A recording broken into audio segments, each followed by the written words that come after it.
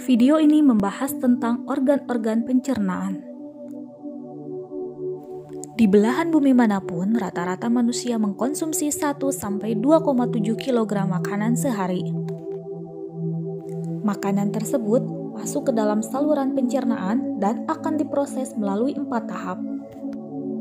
Dimulai dari ingesti atau pemasukan makanan ke dalam mulut, kemudian digesti atau pencernaan, ketiga absorpsi atau penyerapan, dan keempat defekasi atau pengeluaran.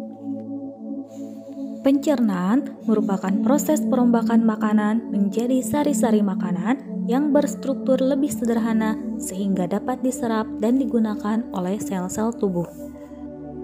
Dalam tubuh kita ada 2 proses pencernaan, yaitu pencernaan mekanis dan pencernaan kimia. Pencernaan mekanis adalah proses pemecahan makanan yang berukuran besar menjadi berukuran lebih kecil atau halus dengan bantuan gerakan alat pencernaan. Sedangkan pencernaan kimia adalah proses penguraian makanan dari bentuk kompleks ke bentuk yang lebih sederhana dengan bantuan enzim pencernaan. Proses ini berlangsung di dalam organ-organ pencernaan. Organ pencernaan dalam tubuh kita dibagi menjadi 2 organ, yaitu organ pencernaan utama dan organ pencernaan tambahan. Organ pencernaan utama terdiri dari rongga mulut, kerongkongan, lambung, usus halus, usus besar, dan anus, sedangkan organ pencernaan tambahan terdiri dari 2 organ yaitu hati dan pankreas. Proses pencernaan sendiri dimulai sebelum makanan masuk ke dalam mulut. Saat kita melihat makanan lezat, kelenjar dalam mulut kita mengeluarkan banyak air liur. Kita menghasilkan sekitar 1,5 liter air liur setiap hari. Di dalam mulut terdapat gigi, lidah, dan kelenjar air liur atau saliva. Air liur mengandung mukosa atau lendir, itu senyawa yang berfungsi sebagai antibakteri. Serta dalam mulut juga mengandung enzim amilase atau dikenal dengan enzim petialin. Enzim ini akan memecah molekul amilum menjadi molekul maltosa, sehingga di dalam mulut terjadi pencernaan makanan secara mekanis dan kimia. Pencernaan mekanis ketika kita mengunyah makanan dengan gigi dan mengaduk makanan dengan air liur, sehingga makanan tersebut berubah menjadi gumpalan basah yang disebut bolus. Sedangkan pencernaan kimia terjadi di dalam mulut ketika enzim petialin atau enzim amilase mengubah zat tepung atau amilum menjadi molekul maltosa. Setelah melalui rongga mulut, makanan yang berbentuk bolus akan meluncur masuk ke dalam saluran pipa sepanjang 25 cm yang disebut dengan kerongkongan atau esofagus. Kemudian masuk ke dalam lambung. Saraf-saraf yang berada di seluruh jaringan kerongkongan merasakan keberadaan bolus dan memicu gerak peristaltik. Otot kerongkongan akan berkontraksi sehingga menimbulkan gerakan meremas yang mendorong bolus ke dalam lambung. Selanjutnya, makanan akan masuk ke dalam lambung.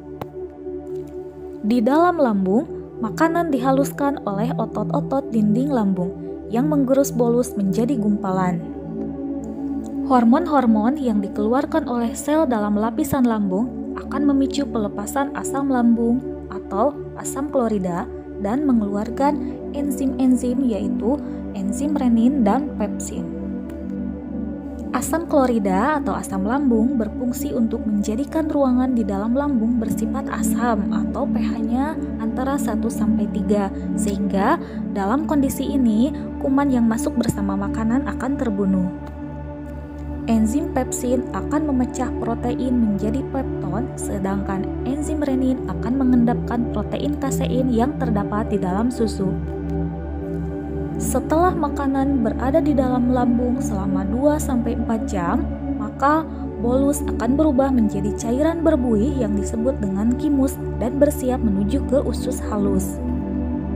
Usus halus terdiri dari 3 bagian, yaitu usus 12 jari atau duodenum dengan panjang sekitar 0,25 meter, kemudian usus tengah atau jejunum dengan panjang sekitar 7 meter, dan usus penyerapan atau ileum dengan panjang sekitar 1 meter.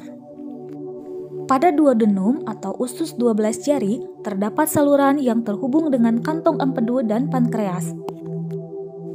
Getah pankreas mengandung enzim lipase, amilase, dan tripsin.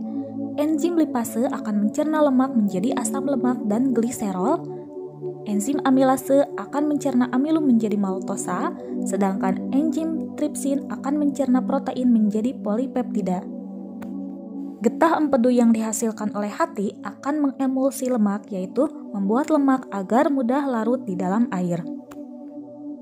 Kemudian, pencernaan makanan akan dilanjutkan di jejunum. Pada bagian ini, terjadi pencernaan terakhir sebelum zat-zat makanan diserap. Zat-zat makanan setelah melalui jejunum menjadi bentuk yang siap diserap. Struktur usus halus manusia memiliki lipatan-lipatan baik bagian luar maupun bagian dalamnya. Lipatan-lipatan ini berfungsi untuk memperluas bidang penyerapan. Semakin luas bidang permukaan bagian dalam usus, maka akan semakin banyak villi yang akan menyebabkan proses penyerapan yang terjadi juga semakin efektif.